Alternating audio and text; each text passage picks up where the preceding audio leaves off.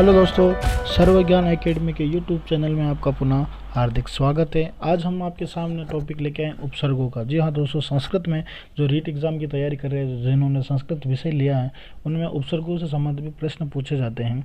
तो हम आज अपना टॉपिक शुरू करते हैं उपसर्गों के बारे में। उपसर्ग होते क्या हैं, इनके प्रश्न किस तरह से आते हैं एग्ज़ाम में, ठीक है। तो उपसर्ग दोस्तों, उपसर्ग की परिभाषा क्या होती है वो सबसे पहले जान लेते हैं हम कि उपसर्ग में परिभाषा क्या होती है। कि वे शब्दांश जो किसी शब्द या धातु से पहले, किसकी बात कर रहा है, किसी शब्द या धातु से पहले जुड़कर उसके अर्थ में परिवर्तन कर देता है या उसके सुंदरता ला देता है। तो ध्यान देना कि अगर कोई शब्द है या धातु है, उसके पहले कोई शब्द जुड़ गया है और उसके अर्थ में परिवर्तन हुआ, तो वो आपका क्या कहलाएगा, उपसर्ग कहलाएगा। जैसे यहाँ पे दे रखा है कि है धातु है जिसका अर्थ होता है हरण करना, लेकिन इसमें प्र उपसर्ग लग जाने से शब्द बन जाता है प्रहार शब्द, जिसका अर्थ हो जाता है प्रहार करना।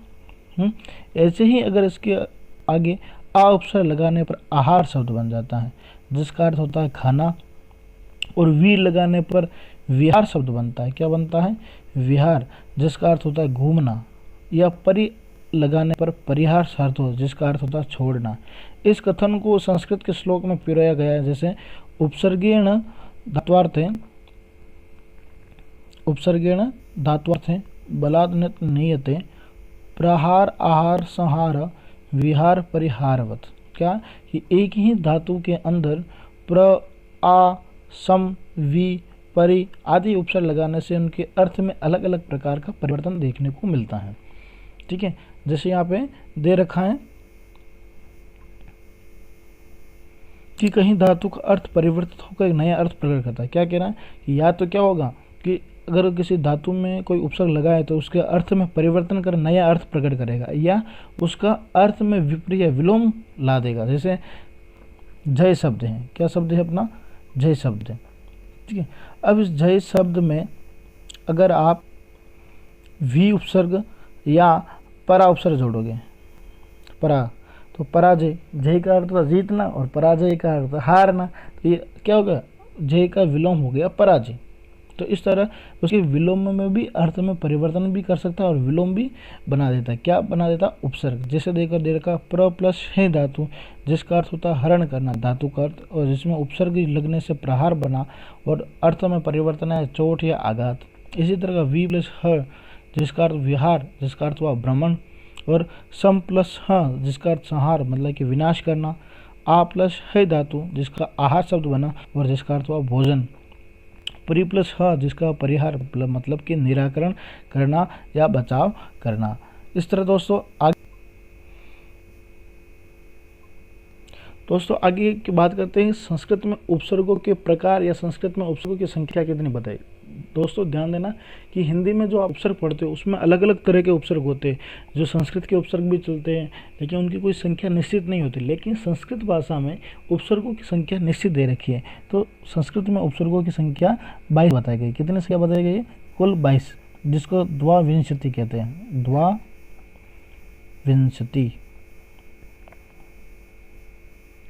द्वाविंशति भी कहा जाता है।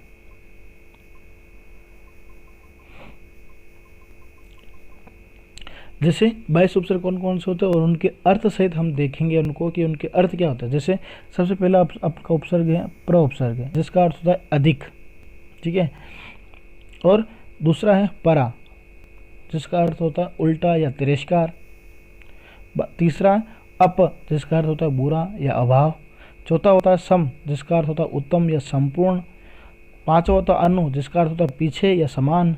और छठा होता है अव, जो हीन या नीचे, जो मतलब हीन भावना का बोध कराए, अव। जैसे 7 में दे रखा निश, जैसे रहित, विपरीत। 8 का निर, जिसका अर्थ होता है निषेध रहित। दोनों का अर्थ देखो निश और निर दो उपसर्ग है, जिसमें एक में स और एक में र है, ठीक है। दोनों का अर्थ एक ही हो रहा है। इसमें विपरीत है, रहित है, इसमें निषेध है, रहित है। दुष् का अर्थ बुरा, कठिन, और दूर का भी बुरा और कठिन होता है। वी है, जिसका अर्थ है विशेष या अभाव भी होता है। आंग, जिसमें आ शेष रहता है, जिसका अर्थ होता है तक। 13वां है नि, जिसका अर्थ होता है रहित विशेष। ध्यान देना, यहाँ पे निर जिसमें र है और निश में स है, और यहाँ ओनली नि दे रखा है। यहाँ इसका अर्थ विशेष भी होता है, रहित भी होता है। फिर बात करते हैं 14वें अधिक। अधिक कौन सा उपसर्ग? अधि, जिसका अर्थ होता है प्रधान या ऊपर। 15वां जो है वो अपि, जिसका अर्थ होता है हीन। 16वां होता है अति, जिसका अर्थ होता है अधिक या ऊपर। 17वां होता है सु, जिसका अर्थ होता है अधिक या श्रेष्ठ। और 18वां होता है उत, जिसका अर्थ होता है ऊपर या श्रेष्ठ। और 19वां होता है अभि, जिसका अर्थ होता है पास या इच्छा।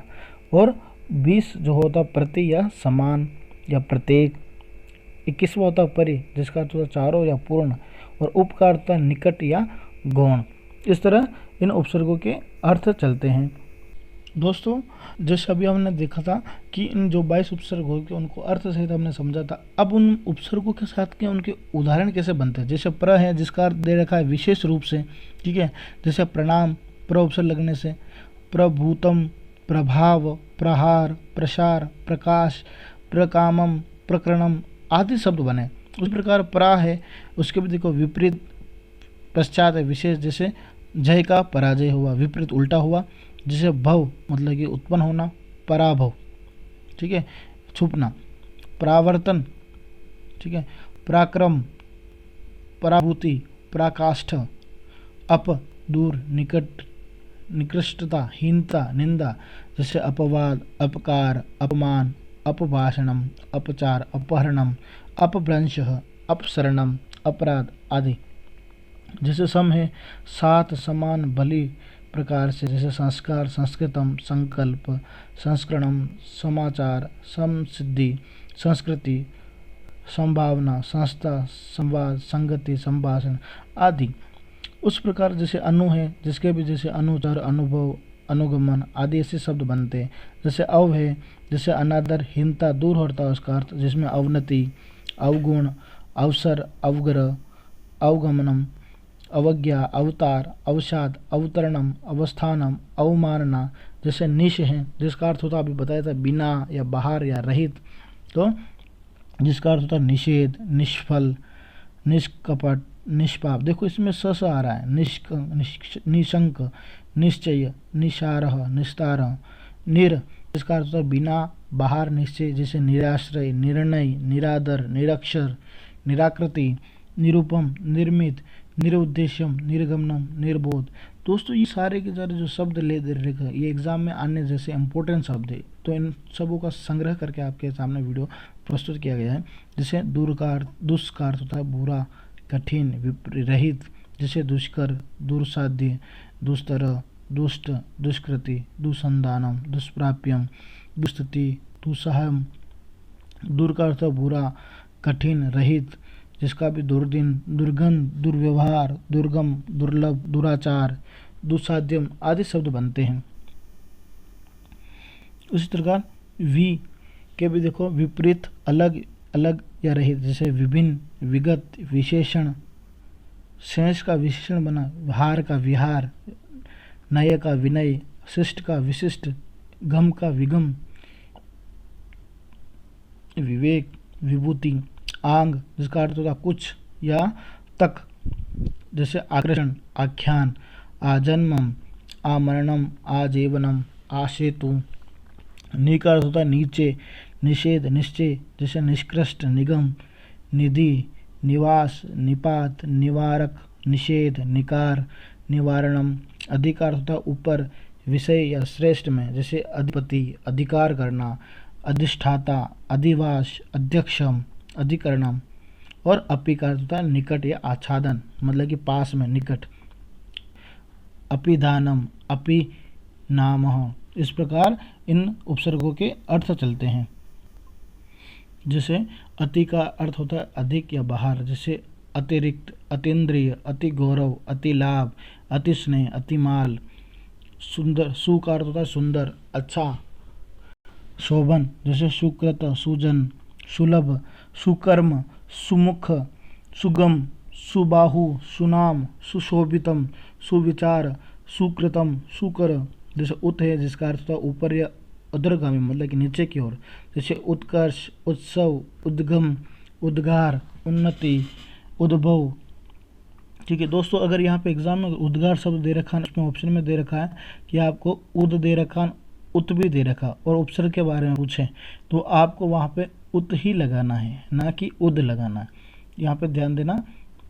फिर अभी सब और या अधिक, जैसे अभिनय, अभिमान, अभीत, अभिमुखम, अभिसार, अभिधानम, अभिज्ञ, अभिज्ञानम, अभिधा आदि इनके अर्थ होते हैं, इनके शब्द बनते हैं। जैसे प्रतीकार होता समीप, विपरीत और या विरोध में, जैसे प्रतिकूल, प्रतिगामी, प्रतिलिपि, प्रतिवाद, प्रतिकार, प्रतिदानम, प्रतिदिनम, प्रत्यहम, प्रतिष्ठा, प्रतिज्ञा, प्रत्यक्षम।